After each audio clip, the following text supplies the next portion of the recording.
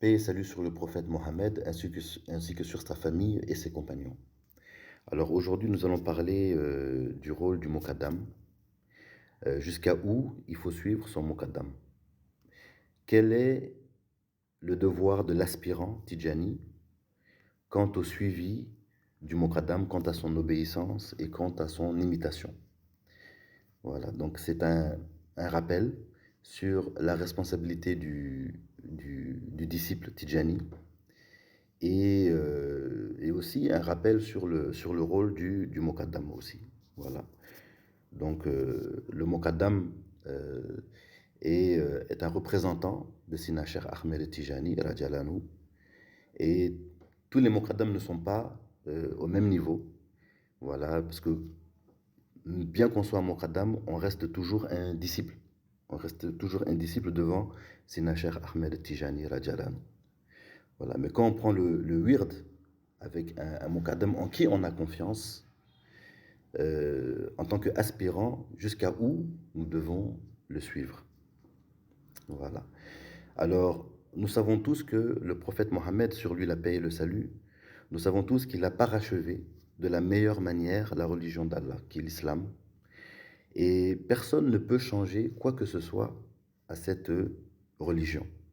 Voilà. C'est-à-dire que euh, on ne peut plus créer une nouvelle charia. On est obligé donc de se limiter à ce que le prophète, paix et salut sur lui, a apporté et à la compréhension aussi des savants. Donc nous suivons cela. Et les saints, les awliya, leur rôle dans cela n'est jamais d'apporter une nouvelle juridiction.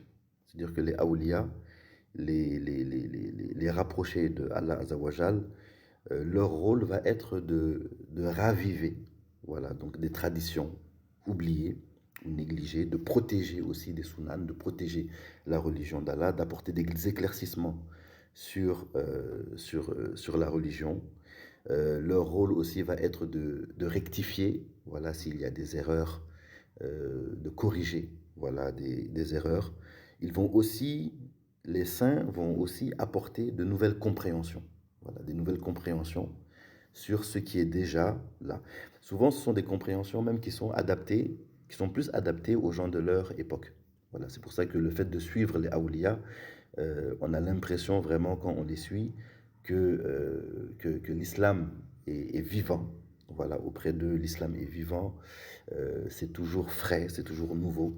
Et ça, ce sont les awliya qui sont capables de faire ça. Voilà, donc ils ravivent, ils vivifient vraiment la religion, ils vivifient vraiment la sunna, ils vivifient vraiment la charia. Donc c'est pour cela que les awliya sont d'une grande importance. Mais cela ne veut pas dire non plus que les awliya sont exempts de toute erreur. Voilà, parce que les awliya aussi, il y a des niveaux entre les awliya. Il y a des awliya, il y a des saints qui ne sont pas, qui peuvent faire des erreurs. Et il y a des catégories de saints qui sont, on va dire, protégés, voilà, de ces erreurs-là. Donc, Sina Cheikh Ahmed Tijani, radiallahu anhu, nous a enseigné que, par exemple, la catégorie des pôles sont protégés. Voilà, sont protégés quand il s'agit donc du suivi de la charia. Donc on ne va pas voir auprès des pôles, on ne va pas voir de défaillances dans le suivi de la charia. Mais en dehors de ça, les awliya peuvent montrer de la défaillance. Donc ça, c'est possible. Voilà, c'est important de le savoir aussi. Voilà. Donc, à part les prophètes, sur eux, la paix et le salut, ce sont les pôles. Les pôles qui sont exempts de défaillance quand il s'agit donc de la compréhension et du suivi de la charia. En dehors de ça, il peut y avoir donc des défaillances, il peut y avoir des erreurs. Et là, je parle donc de la religion en général et des awliya en général. Mais maintenant, je vais parler aussi donc des mokaddam aussi, des mokaddam dans la tariqa aussi, dans la tariqa tijaniya. Euh, les awliya, les saints, donc vont respecter la sunna, ils vont respecter la charia, ils ne vont jamais innover. Et ceux qui ont vraiment un problème avec les innovations, vraiment, enfin, je leur suggère vraiment d'aller étudier vraiment qu'est-ce que ça veut dire une innovation en islam et les différentes catégories d'innovation.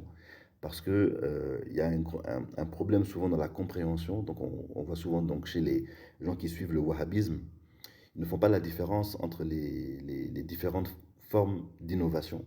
Donc que ce soit des innovations blâmables ou des innovations qui sont louables, ils ne font pas la différence. Donc vraiment, donc pour comprendre vraiment ce que c'est qu'une innovation, vraiment, j'invite vraiment euh, les gens à aller se renseigner. Voilà, c'est très facile aujourd'hui. Bon, sur Internet, on peut trouver facilement des explications par rapport à ça. Voilà, pour ne plus être vraiment dans cette confusion en ce qu'il s'agit lorsqu'on parle donc de l'innovation et de ne pas tout mettre dans le même sac. Donc, bien sûr, les awliya ne vont pas innover. Même lorsque un saint apporte quelque chose de nouveau, une compréhension nouvelle, euh, une, une manière, euh, même quelque chose qu'on n'a pas vu avant. Donc, quand on regarde bien, on verra qu'il n'y a pas d'innovation blâmable. Voilà, comme par exemple le Maoulid, c'est quelque chose tel qu'on le connaît aujourd'hui, c'est quelque chose qui est certes, peut-être on peut dire que c'est une innovation, mais tout ce qu'il y a dans le Maoulid, dans sa structure, dans ses piliers, dans son but, dans le but recherché, vraiment, c'est totalement conforme à la charia. C'est totalement conforme à la charia. C'est totalement conforme à ce qu'on recherche. Voilà, donc dans un événement tel que le Maoulid. Voilà, donc ça c'était une petite digression. Maintenant je vais revenir, je vais concentrer mon propos donc, en ce qu'il s'agit donc de la tarika et du rôle des muqaddam.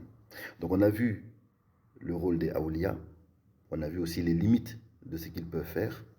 Et dans la tarika, ça va être aussi la même chose. Donc maintenant, on sait que la tarika Tijaniya, c'est une méthode qui est parachevée, qui fait ses preuves, qui a fait ses preuves, qui continue à faire ses preuves. Le dépositaire du secret de la tarika, le dépositaire suprême, qui est Sina Cheikh Ahmed Tijani, radiallahu, a atteint un niveau qui n'est pas atteignable par quelqu'un d'autre après lui. Voilà. Donc personne avant lui n'a eu son niveau, que Allah sanctifie son précieux secret, et personne après lui non plus ne peut atteindre son niveau. C'est-à-dire que quand on comprend cela, on comprend maintenant que la tarika, elle est dans sa forme achevée. Donc on ne peut plus changer. Donc on peut pas changer la tarika, quel que soit son niveau, quelle que soit sa ijaza. Personne n'a le pouvoir de changer quoi que ce soit dans la voie. Voilà. Donc la tarika Tijaniya, elle a ses règles, elle a ses conditions, elle a ses piliers, elle a ses croyances aussi. Voilà, elle a son patrimoine mystique, culturel, historique. Donc, c'est une tarika, donc une voie qui est complète. Et c'est une voie qui est spécifiée, particularisée par le fait qu'il s'agit de la voie du prophète Mohammed, sur lui la paix et le salut. Donc c'est ça, confrérie, c'est ça, tarika. Donc, le Mokadam, il est, il est le serviteur de cette voie, telle qu'il l'a reçue, telle qu'elle est. Voilà, il ne peut pas la changer, il ne peut pas innover dedans, il ne peut pas la bidouiller, il ne peut pas la trafiquer non plus. Et l'aspirant Tijani, quand il prend la tarika, c'est-à-dire qu'on va lui expliquer les conditions de la tarika, c'est en totale liberté et en totale intelligence qu'il va librement donc adhérer à cette voie Tijani avec les conditions qu'on lui présente. Ça veut dire que l'aspirant Tijani, il a aussi sa responsabilité. Donc le disciple a sa responsabilité et le Muqaddam aussi, qui donne le wird aussi, a sa responsabilité aussi. La responsabilité du Muqaddam, c'est d'être fidèle à son pacte, d'être fidèle à la tarika, d'être fidèle à ce qu'il a reçu, et donc d'aider les disciples avec ce qu'il a entre les mains. Donc le Stina Cheikh Ahmed Tijani, Radjalanu, a dit dans une de ses lettres, le Mokaddam ne doit pas être avare de ce qu'il a entre les mains. C'est pour ça que les Mokaddam doivent, selon leur expérience, selon leur niveau, donc aider les codisciples, voilà, dans leur cheminement. Et j'insiste bien sur le mot codisciple, parce que les disciples Tidjani, les disciples qui prennent le wird avec eux, ne sont pas en réalité leurs disciples. Ils sont les disciples de Sinacher Ahmed Tijani Radjalanu. Et eux, ce sont les représentants de Sinacher Ahmed Tijani. Donc c'est en tant que représentants de Sinacher Ahmed Tijani Radjalanu qu'ils vont donc avoir cette relation, voilà, on va dire entre guillemets, d'expérimenter à disciple, de maître à disciple, c'est seulement dans le cadre de cette fonction-là. Voilà. Donc, ça, c'est très important à comprendre. Sinacher Ahmed Tijani, Radjalanu, a dit dans une de ses lettres qu'il faut obéir au Mokaddam, surtout le Mokaddam qui nous a donné le wird dans le bien. Voilà, c'est une parole qui est très importante parce que il a limité donc l'obéissance du Mokaddam dans ce qui est acceptable, dans ce qui est recommandé, dans ce qui est louable. Donc une fois que le Mokaddam sort de ceci, le disciple, l'aspirant, n'a pas à le suivre. Il n'a pas à lui obéir. Voilà. Si le Mokaddam viole une charte de la tariqa, il ne faut pas le suivre. Si par exemple un Mokaddam dit par exemple aujourd'hui, voilà, bon, lui, il a vu ou il comprend que par exemple un disciple a le droit de visiter tous les saints, même si ce ne sont pas des Tidjani. Donc le disciple qui va suivre le Mokaddam dans ça, il va perdre la tariqa, il sera expulsé de la tariqa, et le Mokaddam lui-même sera expulsé de la tariqa. Vous voyez? Parce que les deux ont violé le pacte dans lequel ils ont qu'ils ont librement adhéré. Si un Mokaddam dit à son disciple, aujourd'hui, moi je pense que tu peux rajouter un wird au wird de Tidjani, par exemple tu peux rajouter le wird de la Qadiriya à la Tidjaniya, tu peux le faire. Si le disciple le suit, il sort de la tariqa. Et le Mokaddam aussi sort de la tariqa aussi. Vous voyez, parce que les deux sont responsables. Donc le disciple est responsable parce que les conditions lui ont été exposées. Donc à moins que les conditions ne lui aient pas été bien exposées, mais normalement les conditions doivent être exposées, sinon le wird n'est même pas valable. Donc le disciple est responsable. S'il viole une des conditions, une des chartes de la confrérie, donc il subit les conséquences et le Mokaddam aussi subit les conséquences aussi. Voilà. Si le Mokaddam aussi va démentir une croyance qui est fermement établie dans la tariqa aussi, là aussi le disciple ne doit pas le suivre.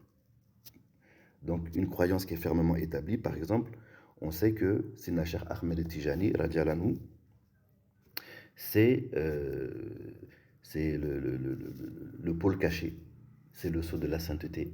Donc ça, c'est une croyance que nous avons, c'est une croyance qui est fermement établie dans la tariqa, c'est une croyance qui ne souffre d'aucune opposition. Mais si aujourd'hui un Mokaddam dit que lui, il dit que Sinacher n'est pas en réalité le sceau de la sainteté ou qu'il n'est pas le pôle caché, à ce moment-là, on ne doit pas l'écouter. On ne doit pas le suivre. Parce que il est en train de démentir une croyance qui est fermement établie dans la tariqa. Une autre croyance qui est fermement établie, par exemple, c'est le fait que dans la Jawharatul Kamal ne se récite pas avec le tayammum. Si un Mokaddam aujourd'hui dit qu'il autorise les gens à réciter la Jawharatul Kamal sans l'ablution à l'eau, il ne faut pas le suivre. Vous voyez, donc le disciple a vraiment une responsabilité de de faire son autocritique, de faire aussi ses recherches et de se cultiver et aussi de faire l'effort de comprendre, voilà, dans quoi il met les pieds. Comme ça, si le Mokaddam, donc parce que nous sommes humains et nous ne sommes pas à l'abri, que Dieu nous préserve, voilà, on demande la protection d'Allah, mais si le Mokaddam viole une charte, à ce moment-là, le disciple peut même sauver le Mokaddam et le rappeler à l'ordre. Ou si le disciple voit que le Mokaddam dément une croyance qui est fermement établie, il peut le questionner, il a le droit. Il a le droit de le faire. Et il ne doit pas suivre le Mokaddam dans une erreur. Voilà. Si le Mokaddam, par exemple, dit oui, que par exemple, après les 7 Jawaratul Kamal, le prophète paix salut sur lui ne vient pas, que les 4 califes ne viennent pas, que tout ça ce sont des bobards, à ce moment-là, il ne faut pas le suivre. Parce que c'est une croyance fermement établie dans la tariqa que à partir de la 7e perle de la récitation de la Jawaratul Kamal, le prophète paix salut sur lui est présent. Les 4 califes sont présents. Satisfaction d'Allah sur eux. Et Sinna Cheikh Ahmed Tijani, que Allah sanctifie son précieux secret, est présent lui aussi. Donc, le jour où un Muqaddam va dire que qu'il n'est voilà, qu'il ne se passe rien du tout à partir de la 7e perle, ben à ce moment-là, il ne faut absolument pas l'écouter, il ne faut pas le suivre et il faut le corriger. Voilà, parce que c'est une croyance qui est fermement établie dans la voie. Aussi, si le Mokaddam aussi change la structure du wird, aussi, il ne faut pas le suivre. Voilà. Donc si par exemple le Mokaddam change la wazifa, qui change l'ordre de la wazifa, quel que soit le prétexte qu'il va donner, si ce n'est pas quelque chose qui est établi dans notre voie, il ne faut pas le suivre aussi. Parce que le Mokaddam n'a pas cette possibilité de créer, d'innover justement dans la structure du wird.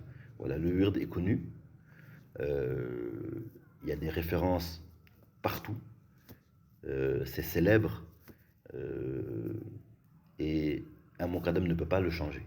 Voilà, malheureusement, on a entendu il y a peu de temps que une personne vraiment connue avait même modifié quelques mots de la Jawaratul Kamal, mais ça c'est une erreur.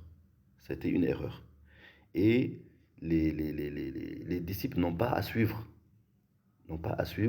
leur chair, leur Muqaddam dans cela, parce que là, il y a donc une déviation par rapport à la tariqa originelle telle qu'elle a été apportée par Sayyidina Cheikh Ahmed Tijani radiallahu anhu, telle qu'elle a été pratiquée par les grands compagnons de Sayyidina Cheikh Ahmed Tijani radiallahu anhu, qui sont des références dans la voie, qui sont des grandes références. Voilà, ce sont des immenses références dans la compréhension de la voie, dans le suivi de la voie, dans la compréhension des règles de la tariqa. Donc ce sont des références, et eux n'ont pas osé faire quelque chose, un Muqaddam aujourd'hui ne peut pas le faire. Vous voyez? Voilà, donc ça, c'était vraiment un rappel très très important qu'il me semble important, voilà, qu'il me semble même vital hein, de faire, parce que avec l'ère d'Internet aujourd'hui, on peut voir des choses un peu étonnantes. On peut voir des choses étonnantes, des choses bizarres. Et si le disciple n'est pas armé intellectuellement, il peut, en pensant faire quelque chose de bien, faire quelque chose vraiment qui va lui porter préjudice. Donc pour récapituler, donc j'ai résumé le rôle des Aoulias. Alors le rôle des Aoulias, pour résumer, c'est un rôle extrêmement important parce que les Aoulias vont préserver la tradition, ils vont la vivifier, ils vont la raviver, ils vont corriger. Voilà, si jamais il y a des erreurs donc venant Voilà, donc là, justement, pour le coup, c'est eux, en fait, qui luttent réellement contre les innovations blâmables. Ce sont les Aoulias. Si, si quelqu'un veut vraiment être préservé des innovations blâmables, qu'il suive les Aoulias, les soufis. Voilà, voilà. Les Aoulias vont apporter donc des nouvelles compréhensions. Donc ils vont élargir le domaine de la connaissance. Ils vont la rafraîchir aussi. Donc tout ça, c'est le rôle des Aoulias. Et dans notre confrérie Tidjani, le rôle des Mokadam va ressembler à cela. Donc les Mokadam vont, sans avoir le pouvoir de changer quoi que ce soit, les Mokadam vont préserver la tariqa. Ils vont préserver la tariqa. Ils vont préserver ils vont préserver l'héritage. Voilà, l'héritage Tidjani, ils vont le préserver. Ils vont raviver donc des aspects peut-être oubliés ou négligés. Ils vont rectifier si jamais ils voient des erreurs. Et je sais que les Mokaddam sont en général très jaloux de la confrérie. Les Mokaddam, même les descendants de Sina Cheikh Ahmed Tijani, Masha'Allah, c'est quelque chose que j'ai personnellement constaté. Tous les descendants de Sina Cheikh Ahmed Tijani que j'ai rencontrés, Masha'Allah, ils ont cette jalousie pour la voix. Et c'est un don en fait, parce que peut-être même de manière inconsciente, ils préservent l'héritage spirituel de leur grand-père. Que Allah soit satisfait de lui, que Allah soit satisfait de tous. Donc le mot Kadam, voilà, le mot Kadam, il va préserver la tariqa. Il va la vivifier, il va la raviver, il va la protéger. Et à aucun moment, et c'est dans ça qu'on doit suivre le Mokaddam. Voilà, donc le Mokaddam, on doit le suivre tant qu'il fait ça. Tant que le Mokaddam nous enracine dans la voie, tant que le Mokaddam nous enracine dans l'amour du cher, Radiallahu, tant que le Mokaddam nous enracine, nous raffermit nos pas dans ce qui plaît au cher, à Sina Cheikh Ahmed Tijani, Radiallahu, c'est dans cela qu'il faut absolument suivre le Mokaddam. Voilà, donc on suit le Mokaddam dans ça. On suit le Mokaddam dans sa mission de Mokaddam. Mais quand il dévie de sa mission, voilà, donc c'est-à-dire que quand il viole une charte de la tariqa, là, il n'est plus dans son rôle. Quand il dément une croyance qui est fermement établie, il n'est plus dans son rôle. Quand il change le wird ou quand il change les oraisons, il n'est absolument plus dans son rôle. Donc à ce moment-là, l'aspirant ne doit absolument pas le suivre. Voilà, c'est ça. Donc on n'est jamais à l'abri de faire des erreurs. On n'est pas, nous sommes humains. Donc le Mokaddam, c'est un disciple aussi de Sina Cheikh Ahmed Tijani Radiallahu. Nous aussi, on constate des choses qui ne sont pas claires ou pas normales ou un peu bizarres, sans sortir de la politesse, sans sortir du cadre du adab, on peut donc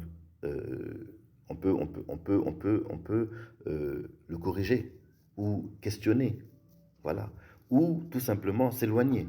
Si jamais les innovations sont trop flagrantes, donc les innovations blâmables sont trop flagrantes, à ce moment-là, il est de la responsabilité de l'aspirant de prendre son chemin. Et il y a beaucoup de Mokaddam dans la voie et il ne sera jamais seul.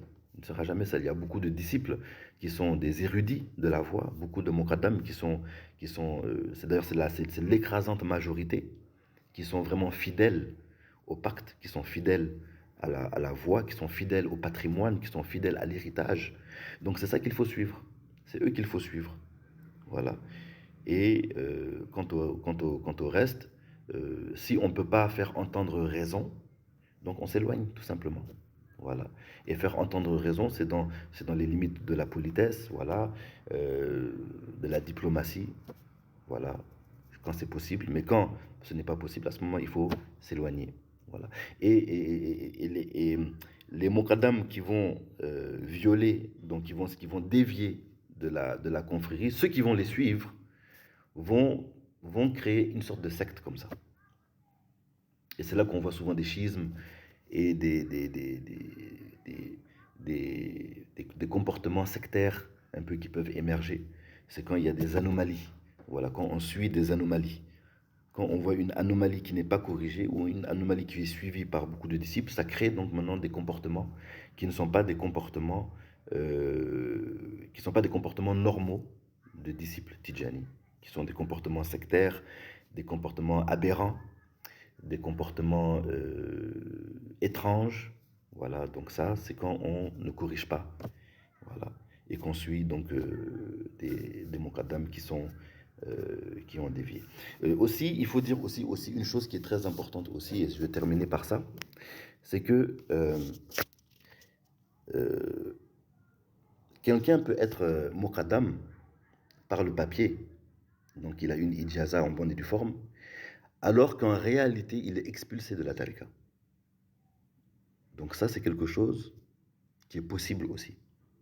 Si quelqu'un ne respecte pas les chartes, il peut avoir toutes les ijazas du monde, il va être dans le batin, dans la réalité, dans la hakika, il n'est plus Tidjani.